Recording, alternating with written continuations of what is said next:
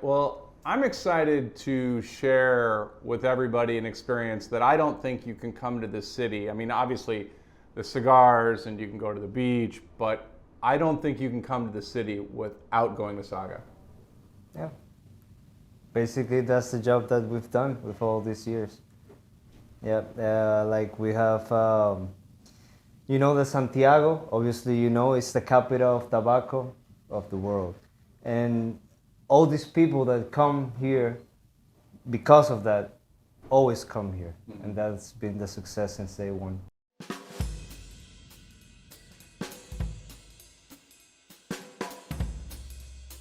So this has got to be, for me anyway, this is the most signature item you have is the tomahawk. So tell me about the tomahawk steak.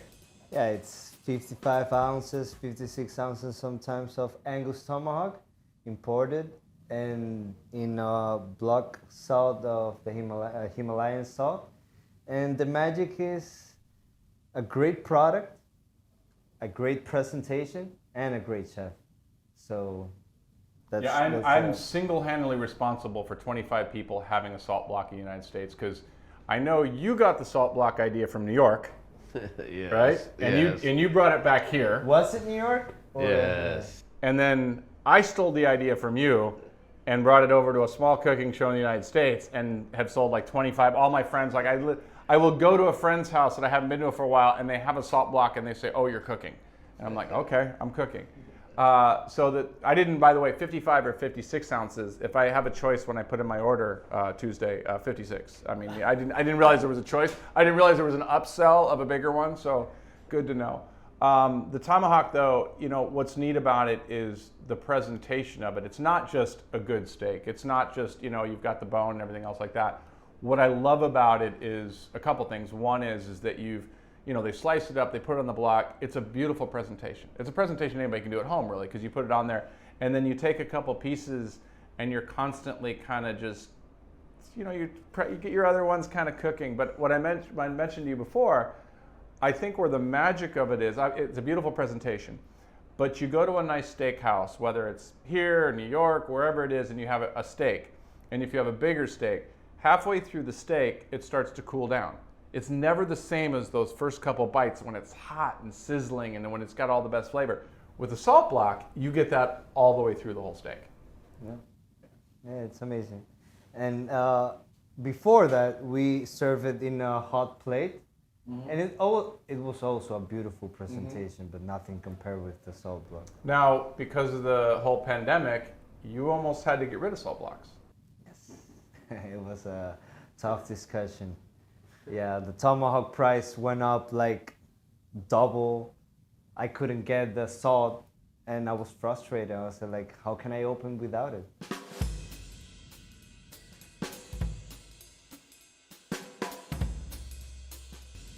All right, let's talk about the another item that we're going to go make in the kitchen, the salmon tartare. Yeah, spicy salmon tartare.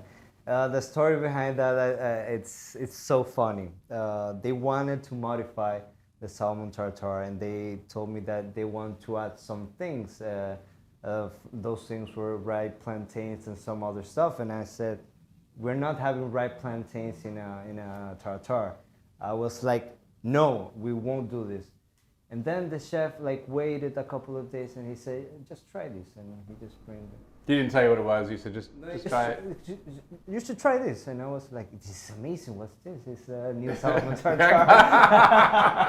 And I can't say no now. No. Yeah. And it is unique. It's those little moments on the menu where you've taken something Dominican and brought it. Like everybody, you can go anywhere in the world and have salmon tartare or tuna tartare. But it's one of those things that you put a little Dominican spin on it to not lose that. Yeah. Yes, I have a great experience for whole world about the food. And I went to Peru. It's really nice cook, especially like salmon tartare. And I never have one like that. Because it's Dominican style with international food. And it's like Peruvian, really nice. dishes. For me, it's really good. And the two is the octopus, uh, ceviche. I never tried something like that in Peru, and it's the home of the, the, the ceviches food. That's really good and amazing. I'm very happy and proud with the team working in SAGA. They create really nice food for the people to have great experience, and I feel so proud. Well, you should. You've put together not only an amazing restaurant, culinarily wise, but also an amazing experience that everybody, when they're here, they definitely need to come by.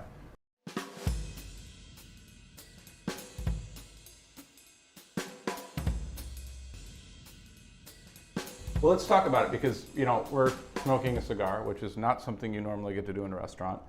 But I think it's interesting why you opened SAGA.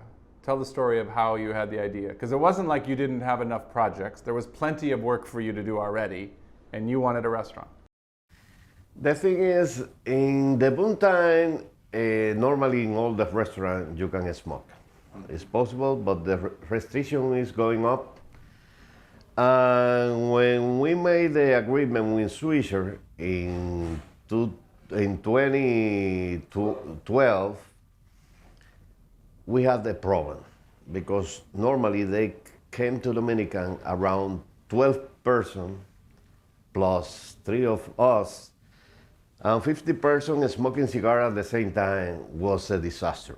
Everybody moved for another. The non-smokers. The non-smokers. non-smoker moved for another table, another space so far. And I think we need to do something to don't have this kind of problem for the regular people that don't like to smoke. And we organize and we think about, we try to do SAGA in another place I had. It's a house, Augusto Junior House, right now, to make something special for the cigar smokers, to have the space and to have great food combined with international food and Dominican food. And we try to do that in that place, in that moment, but in the same time, the owner of this space called me. I have the space to rent, and I tell him, man, that's good, because I have two things. The Swisher people can have the dinner,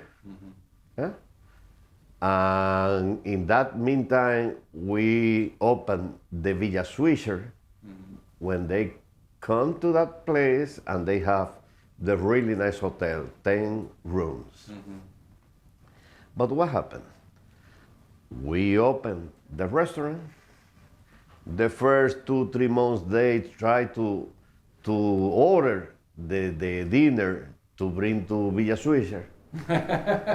But in the 4th month, they don't like to go outside and they don't like to have the dinner. They prefer the relaxed time in Villa Swisher, and all the smokers are coming to this place.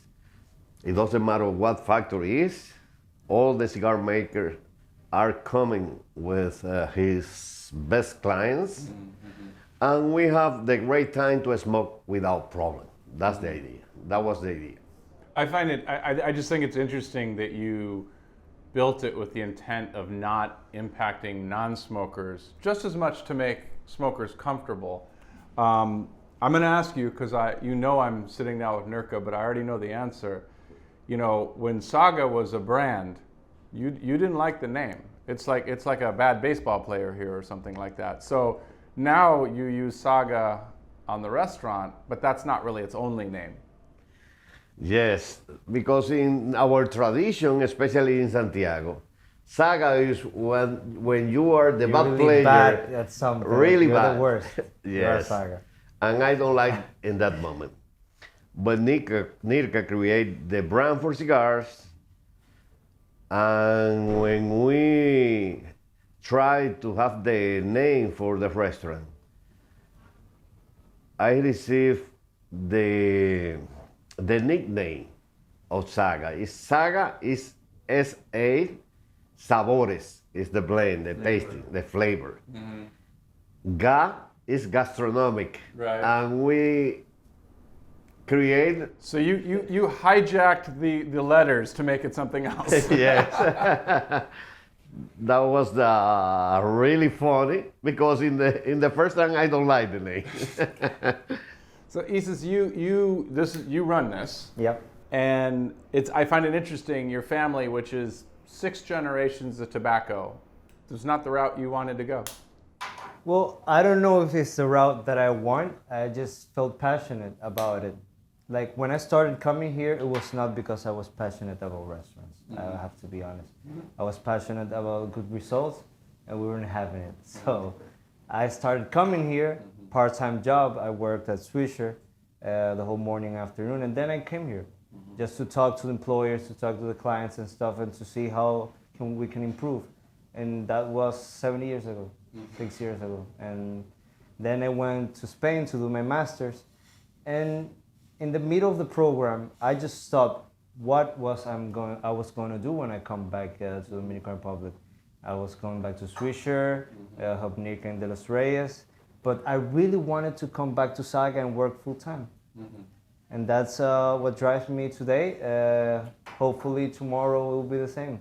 And I have a huge empire of restaurants. Well, I was going to ask that question later as far as do you plan on more sagas, but I'll ask that later. But I find it interesting that, the expression in the United States is you could have phoned it in. You could have just put up 4 walls, had okay food, and cigar smokers, if they were able to smoke here, they would have came. But that wasn't good enough. You wanted a menu, like you said, bring in from outside, bring in, things that were Dominican. And I think that you could have, like I said, you could have just phoned it in. You could have just done anything, and it probably still would have been pretty successful. But the locals come here, and like you said, this is the place to be seen. This is where, when any given busy night you come in here, you're going to see 5 or 6 key, the people in cigars here, bringing their best clients.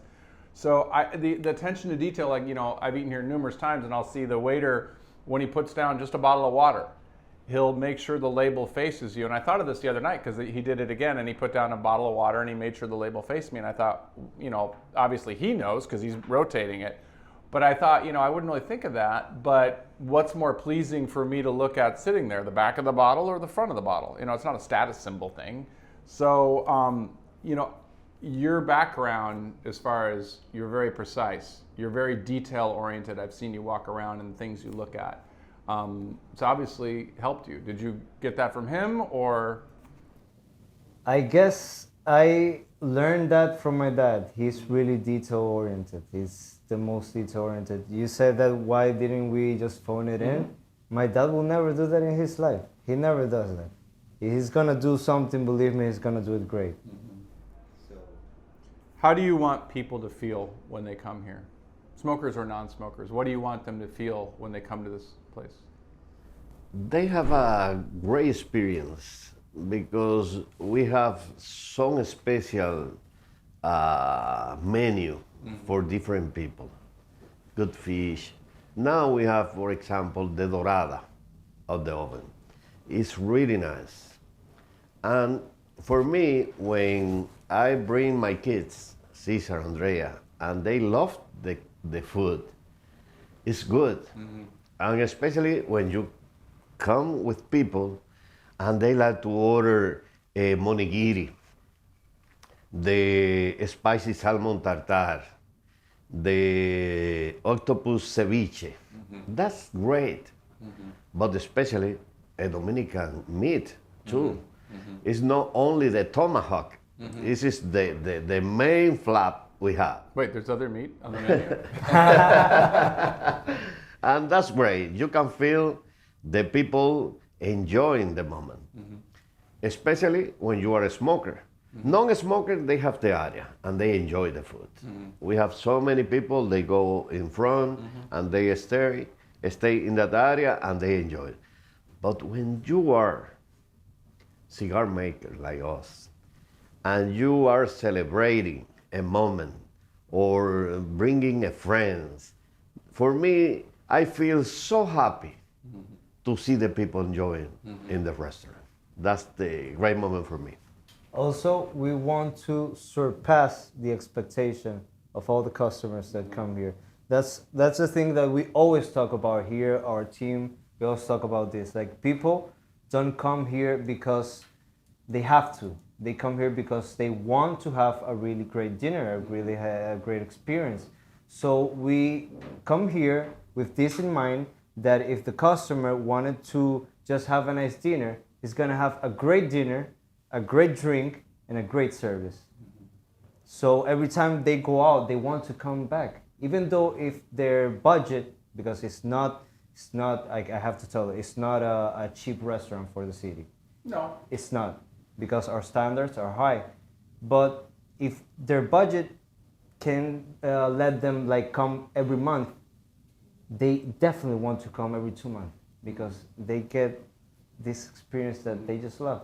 A lot of people from Puerto Plata, Moca, Santo Domingo, Punta Cana, a lot of people come from other cities because of this word of mouth experience that people have. And let me tell you something. We educate a lot the employees, always around, to have good service for the people, because they need to know the important things in the restaurant, how they service to the people. That's really nice, and we work strong in that. So, Isis, let me ask you this. I talked to your family members. Why do they call you the CEO? Yeah, it's not CEO, the one that you think. It's, I know it's not. Okay, Nirka already explained to you. No. Okay, She no? wouldn't tell me. She told you that to ask me. Okay, so I took a family business course in Spain, and the professor talked about the CEO, that it's the most important role in a family business for a family, also a family member, and it's the chief emotional officer. So it's the person that when someone is falling behind, or someone is not feeling okay, or someone, like, everybody talks to me like, look, I'm feeling that our dad is doing this and this and this, and I'm really worried. You should talk to him. And yeah, So you're the one everybody goes to. sometimes, yeah. Well, that seems like a very appropriate person to run a restaurant. What's the ultimate Saga meal? I can only come here for one meal. I can only order whatever, whatever. Only one dish? No. Oh, I'm having okay. one meal. I'm One sitting meal? at one meal. Obviously, I'm going to have a cigar. I'm assuming a Saga. I would highly recommend the blend number 7, but you choose.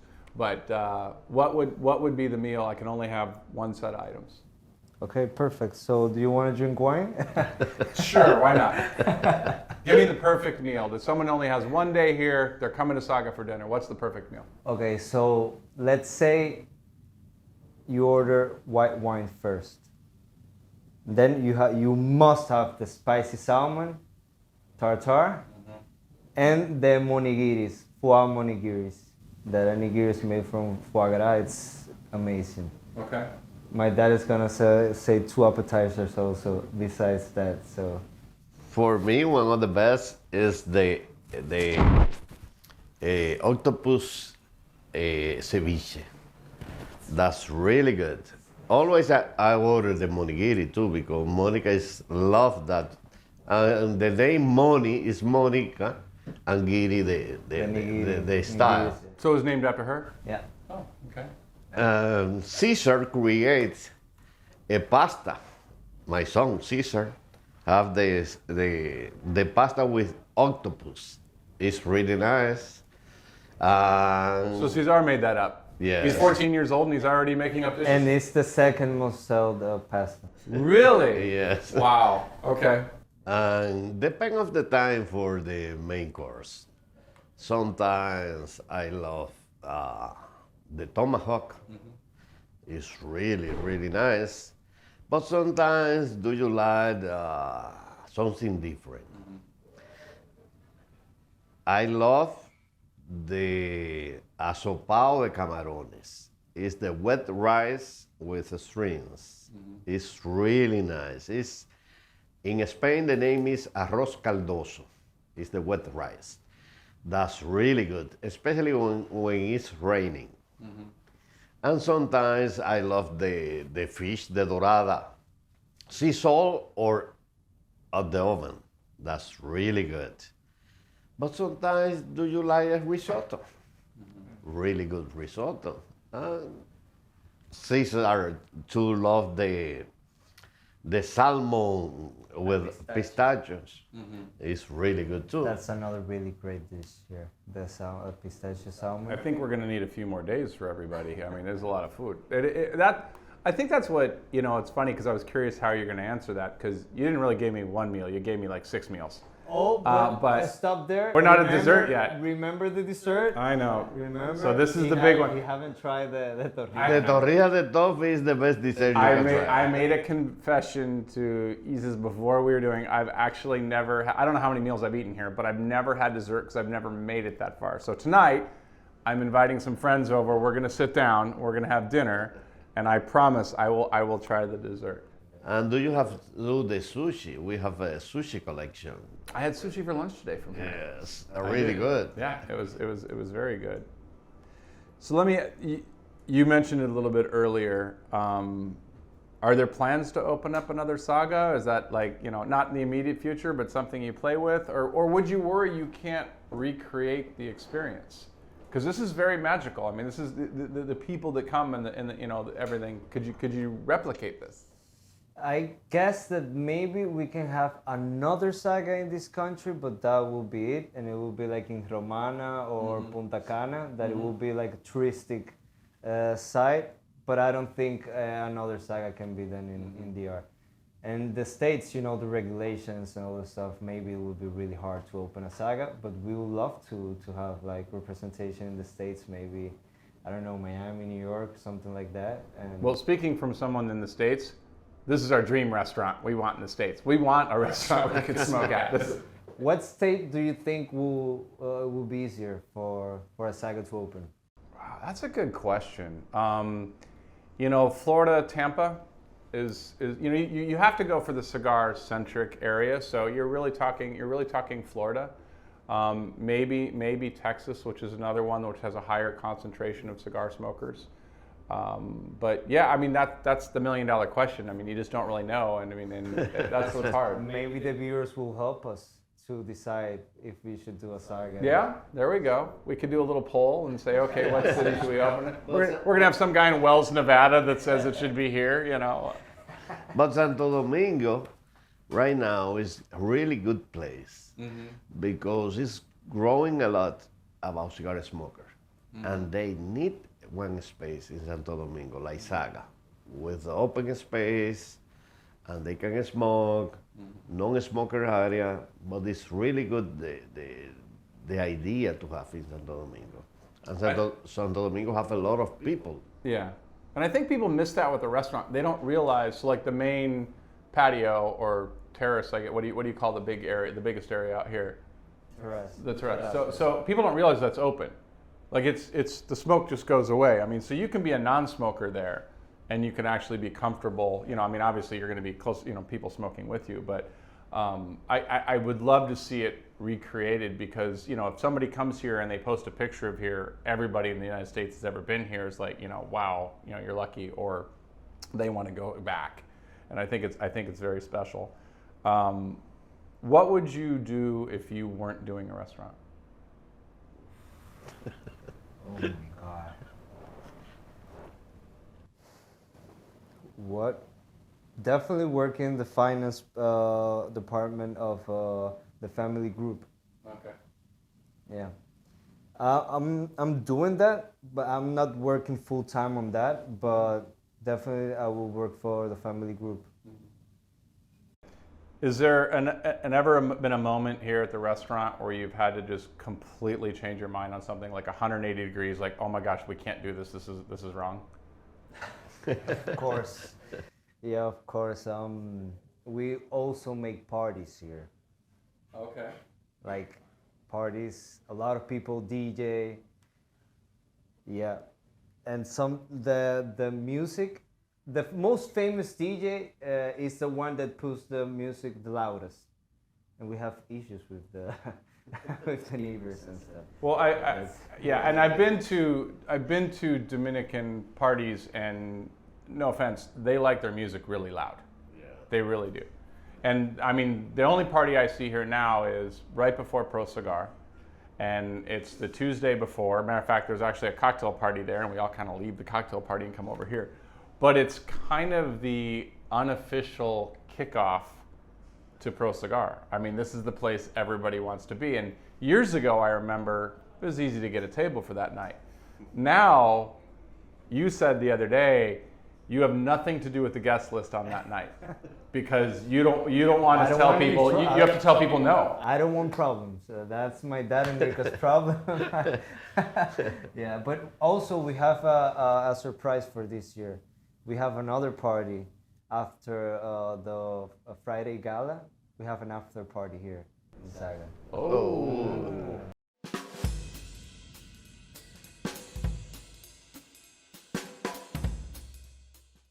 I've done enough talking about food. I think we need to go have some food. So Okay, let's go. Let's go.